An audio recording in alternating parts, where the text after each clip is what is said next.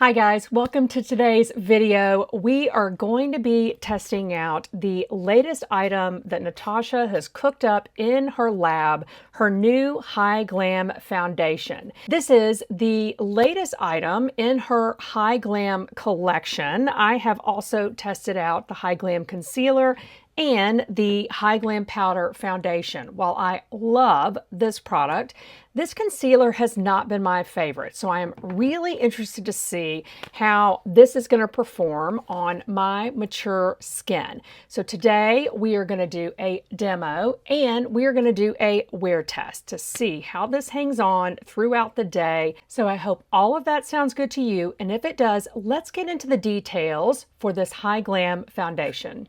All right, guys, this new Hy-Glam Foundation from Natasha Denona costs $52 for 30 milliliters. Now, I did some price comparisons against my favorite foundations. The Dior Forever Matte Foundation is $60 and the Haus Labs Triclone Foundation is $49. Those are both the same size as this new Hy-Glam Foundation from Natasha Denona. Hopefully, this performs really well, in which case this would be a really, I think, appropriate price point. This foundation is available in 52 shades, and she says that it is precisely matched to the Hy-Glam Concealer. I did not check what shade I had in the concealer and the powder foundation before I bought the new foundation. I do have both of these in N1, and I bought the new foundation in N2. This foundation is described as a medium buildable hybrid blurring and self-setting radiant serum foundation that hydrates and balances oils for up to 18 hours of creaseless wear. Wow. I mean, she got all of the buzzwords in: buildable, blurring, self-setting, radiant, and of course, also being a serum foundation. I'm looking to get every bit of benefit that I can from every product that I spend my hard-earned money on. I don't know about these skincare claims, guys. So she is saying that this foundation provides skincare infused coverage for every skin type and concern. And one of those types that she notes is mature skin. So the claim there is that this foundation blurs immediately. Okay, that's easy enough. And that it reduces the appearance of wrinkles after 28 days of daily use. There are skincare products that's all they're doing is skincare that do not make such a bold claim as she is making for this foundation. Let's take a look at the ingredients. Why is she making that claim? This foundation contains grape pomace that provides short and long-term hydration, boosts collagen production, reduces the appearance of wrinkles, improves moisture, and detoxifies skin. Also, jasmine mother cells boost antioxidant defenses, brighten and fights hyperpigmentation. And then finally, white tea silver needle. This blurs imperfections and skin texture, such as scars. It also defends, soothes, and repairs sensitive skin, calms and reduces redness immediately and over time, and strengthens the skin barrier. Look, Natasha is a mad scientist for makeup. I believe that 100%. But I just want to show you quickly where these special skincare ingredients fall on the ingredient list. Way down here at the bottom. As you probably know, for any product, when you are looking at the ingredient list, ingredients are listed highest to lowest by concentration, by amount. So I find it highly improbable that this foundation can really have that big of an impact on the appearance of your skin over time. This is just sort of a pet peeve of mine. We will just move on now to the demo. Suggested usage for this foundation: for a naturally radiant finish, she says to apply with a foundation brush from the center of the face outward. And then for fuller coverage, you use the fingers or a damp sponge. I'm going to do both. I'm going to apply with my fingers and then blot it in with the sponge. She also says that the self-setting formula can be worn alone or paired with powder for a natural matte finish. So what I am planning to do today, because we are doing a wear test over the course of the entire day, I am actually not going to use any powder or any setting spray because this is self-setting. I am going to use a powder blush, but that's it. So let's get into applying the foundation. Let me pump some of this out on the back of my hand so you can see that is starting to kind of run. Let's go ahead and get this foundation on. Get all the hair out of the way. Should have done this first. Boop.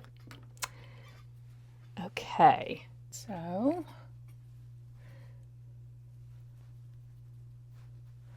I did my traditional skincare and prep, which includes 2 products from Allies of Skin, 2 serums. They're multi-peptides GF serum and the copper tripeptides. Then I did also apply the Dr. Idris Major Fade Disco Block sunscreen.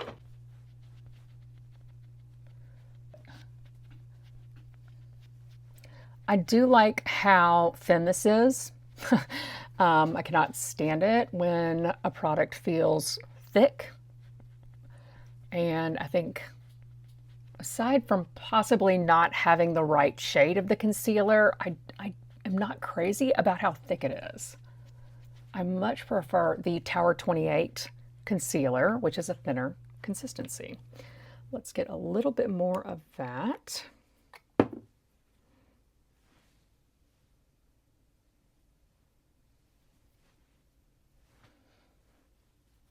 And I do think this is a good shade for me.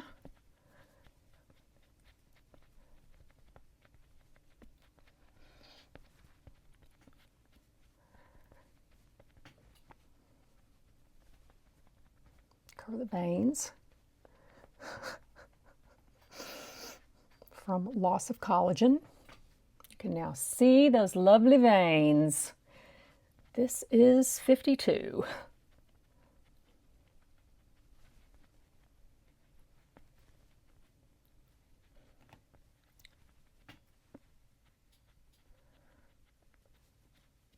Okay.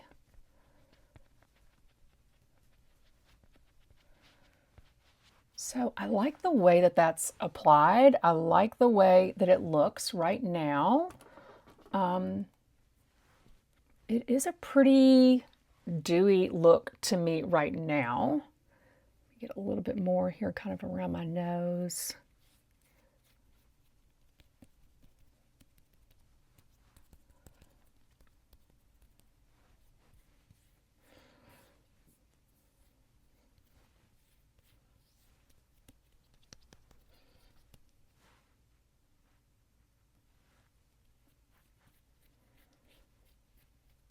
Okay, so there we are with a nice thin layer. Let's apply some of the concealer now.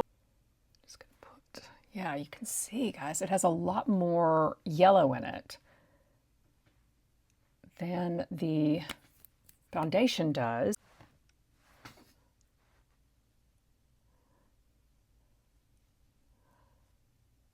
Maybe I need to order another shade of this. Get the right shade of the concealer so I can really see, because I know a lot of people love this concealer.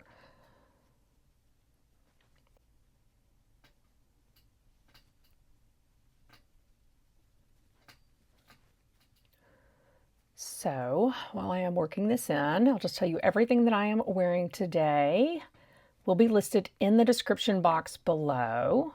And there is so much new makeup coming out, guys. I have a ton of videos to film, a ton of new content that's going up. So if you are not subscribed, I hope you'll consider subscribing. I have here on my vanity the new Charlotte Tilbury foundation. So I'm going to be filming a wear test with this. I've also got the newest shade for the YSL Powder Make Me Blush blush. This is my first shade in this, and this is in the Chili Crush. So that is that really vibrant red blush. So I'm super excited about trying this out. So yes, I have lots of new videos coming up testing new products. So I hope you will subscribe to see all of those reviews, my honest opinion on those.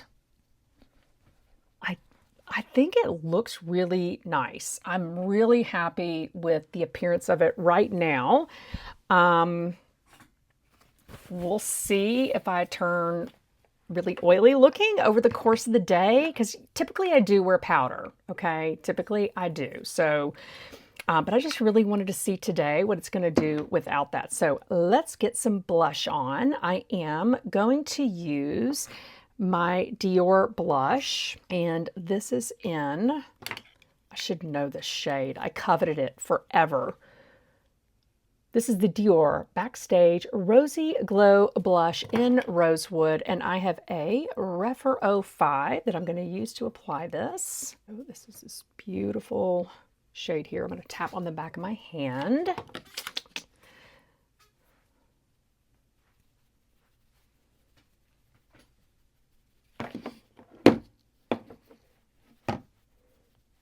And I may end up having to put powder on to tone down some over blushing. We'll see.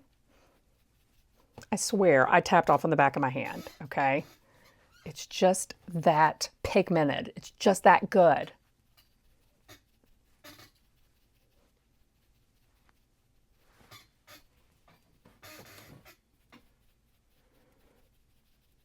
Yeah, I may have to set at least the under eyes to sort of tone down the blush up here. The blush.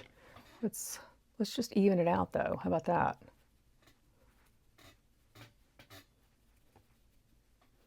Such a gorgeous blush.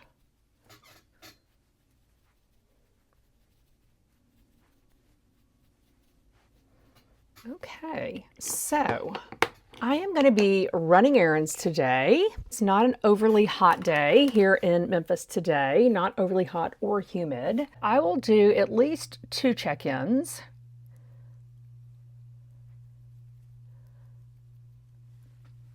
And I am going to shoot for at least an 8-hour wear test. We'll see where it lands just based on how the day goes. This is the Tom Ford Black Orchid lipstick that I'm just using to sort of finish up this look.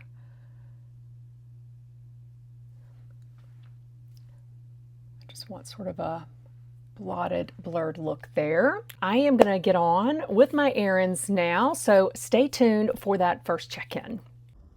All right, guys, we are doing a really quick check-in. It's only been, I don't know, maybe an hour and a half since I applied, but I did want to get a shot out in full sun before we get too far into the day. It's warmed up a little bit, so hold on. Y'all are gonna have to listen to the AC. I am gonna quickly take my sunglasses off. I have light eyes, which means that my eyes are very, very sensitive to sun. But gonna take my sunglasses off so that you can really see what is going on with the foundation. Here we go. Okay, so here we are. Like I said, maybe about an hour and a half in, out in natural full sun, and I think it looks pretty. So just wanted you to have this sense of what it looks like in natural light, and I will be checking in a couple of hours. Hi guys, we are here to do the final check-in for this video. It has been about 9 hours since I applied this foundation this morning.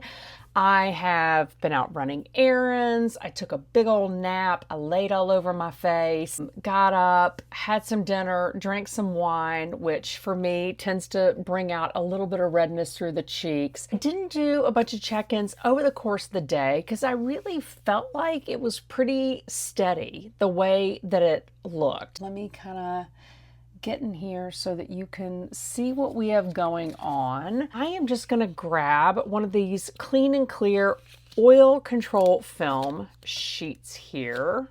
If I can get it to come out, because we're just going to take a look at what I'm able to get up off of my skin.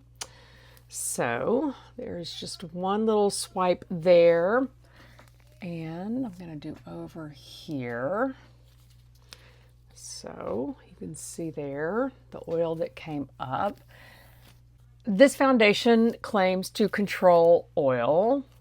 I am not an oily person, and I've definitely got some oil going on here. Now again, I did not powder, and typically I would, but yeah,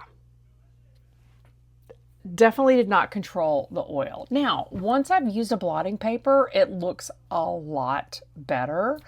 So I don't want to have unrealistic expectations for this foundation, but then again, I'm not the one who made the big claims, okay? That was Natasha. So I am just reporting on the results upside the claims for this product. Now, do I think this is a bad foundation? No. No. I mean, what I just shared with you in terms of having to blot, no, I don't think that makes it a bad foundation. I am definitely going to continue testing this with different skincare prep, with powder on top, with setting powder and setting spray. So I will definitely be updating you on how I think this foundation performs, but I'll just tell you, I really think it looked beautiful over the course of the day. I've been really, really happy with it. If I had to tell you right now whether or not it is worth purchasing, I would say yes. Go for it. But I will definitely update you in the weeks to come. I hope that you have enjoyed this video and that it has helped you if you're trying to make a decision about whether or not to purchase this foundation. Thank you so much for watching today, and I look forward to seeing you next time. Bye.